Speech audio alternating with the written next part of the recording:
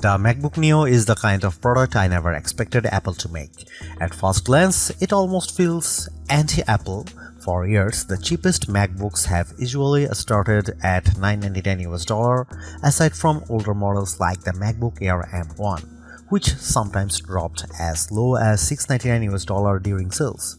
But the MacBook Neo starts at just $599 for education users. That is a massive $500 less than the new MacBook Air M5. A price hike that should raise a lot of concerns, and honestly it does. But after spending time testing the MacBook Neo, I can say this clearly, it is the most complete laptop I have ever used under $600. It also beats every Windows laptop in its class, and it outclasses most Chromebooks too. For $599 you get a strong aluminum body, a bright and colorful 500 nit display, and a surprisingly fast A18 Pro chip that handles everyday tasks with ease. Web browsing, video playback, casual gaming, and day-to-day productivity all feel smooth. On top of that, the side speakers are far better than you would expect at this price. So what did Apple have to cut to make this happen? Where does the MacBook Neo stand in larger laptop market? And is it actually the right choice for you? Here is my full MacBook Neo review with the real pros and cons laid out clearly. The MacBook Neo is one of Apple's most interesting launches in years, and it arrives at an important time. With rising electronics costs, global memory shortages, traffics, and a general increase in living expenses, people are being forced to think harder before buying a new laptop. Apple is usually seen as a premium company that only makes expensive devices. That reputation is not entirely fair because products like Mac Mini M4 are among the best value computers you can buy. Still, the MacBook Neo is different. This is Apple entering the budget and mid-range laptop space in a serious way for the first time. That market is normally dominated by low-cost Chromebooks and affordable Windows 11 laptops, and now Apple is stepping into that fight on its own terms.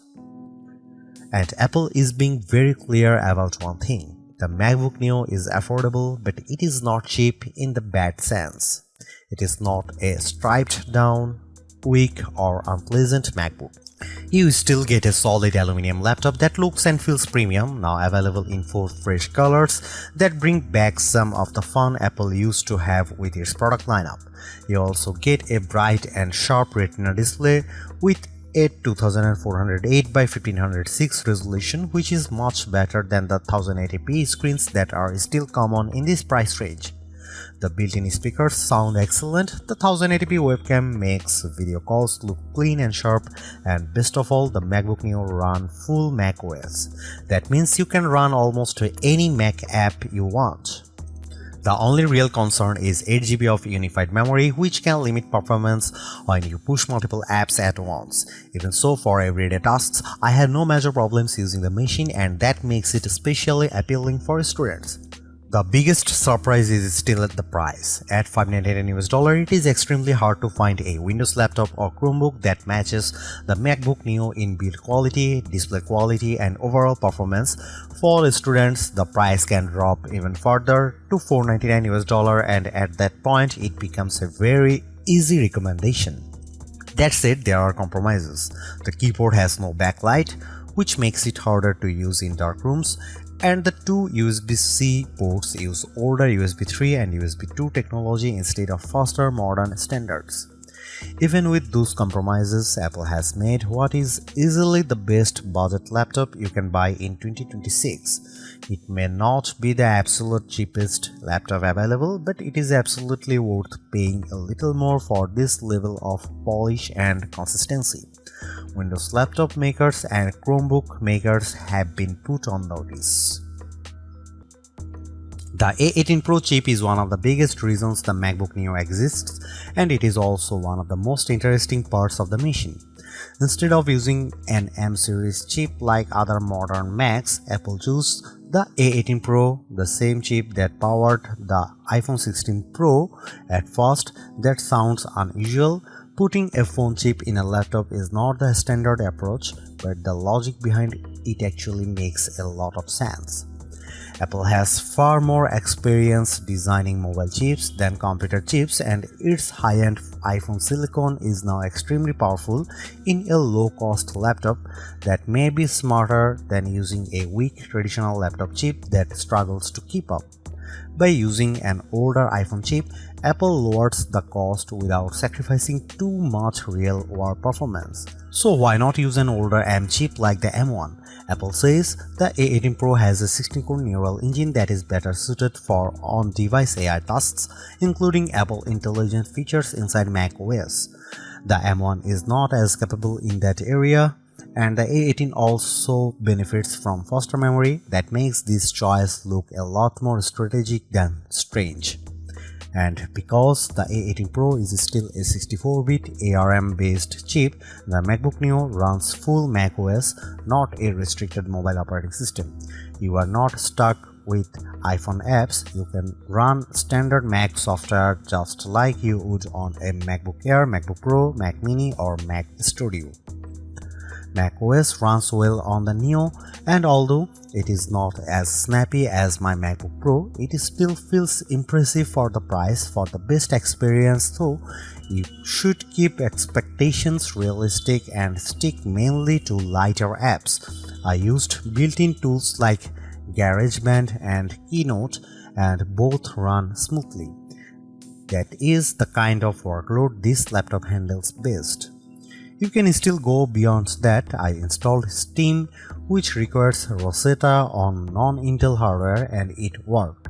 That shows how open the MacBook Neo is compared with Chromebooks, which are still far more limited in the apps they can run. Some budget Windows laptops also ship with Windows 11 in S mode, which is basically a locked down version of Windows that awkward app restrictions. The MacBook Neo avoids all of that. In practical terms, this makes the Neo much more flexible than a Chromebook or a Windows S Mode laptop. It is also more useful than an iPad Pro in some ways, even though the iPad Pro may be more powerful on paper. The reason is simple: the Neo runs full Mac software, not iPad OS apps. Apple's ecosystem features also work here. You can mirror your iPhone, drag and drop files, make calls, send messages, share your clipboard, and use an iPad as a secondary display. I tested it with the latest M5 iPad Pro, and the setup worked extremely well. That is important because it means the MacBook Neo does not feel like a second-class Mac. You still get the same broad Apple experience as you do on more expensive models, and that is a huge win for a lower cost device. The limits are really about hardware, not software. If you want to do heavy 3D work, advanced video editing, or large creative projects, the MacBook Neo is going to struggle. It is not built for those jobs. The biggest concern is the 8GB of unified memory. That is enough for basic use, but it is not generous by modern standards. And because the memory is unified, it is shared between the system and graphics, which makes multitasking tighter than it would be on a laptop with more memory. During my testing with Safari, Keynote, GarageBand, and a Steam download, all active memory uses climb to around 6.48 GB to 7 GB. That is dangerously close to the ceiling. Once you get too close to the limit, performance starts to dip. There is also no upgrade path for memory, and you cannot just open the laptop and add more yourself. That means the 8GB configuration is something you have to live with for the lifetime of the device. For most students or casual users, that may be fine as long as they keep their workload light. But anyone who likes to jump between many apps or run heavier software should look at the MacBook Air M5 instead, which starts with 16GB of unified memory. Gaming is possible too, but again, expectations matter. I got Cyberpunk 2077 running at a playable 30 FPS using the For This Mac preset. It was not a generous experience because most settings were pushed very low and advanced effects were disabled, but the fact that a $599 fanless laptop can run a game like that at all is impressive. You can also play iPhone and iPad games, which are much better suited to this hardware. Overall, the MacBook Neo performs very well for the price. It is excellent for everyday tasks, surprisingly capable with many Mac apps and flexible enough to general use. But it is not a productivity powerhouse, and it should not be treated like one. One more advantage deserves mention: the MacBook Neo is fanless. That means it stays quiet in use, which is a major benefit over many budget Windows laptops that get noisy as soon as the system starts working harder. Battery life is another area where the MacBook Neo makes a strong case for itself. Apple claims up to 16 hours of video streaming on a single charge or up to 11 hours of wireless web browsing. Those are solid figures for a laptop this size, especially one using a chip that originally came from an iPhone. In testing, the MacBook Neo lasted 13.5 hours before shutting down. That is more than enough for a full school day or a full work day for most people. It may not beat the longest lasting Chromebooks, but it is still excellent. That makes it a great option for students who do not want to spend the day searching for a charger. And when it is time to recharge, the included 20-watt adapter gets the job done quickly unless you are in the UK or EU, where no charger is included. The MacBook Neo is the best budget laptop you can buy right now.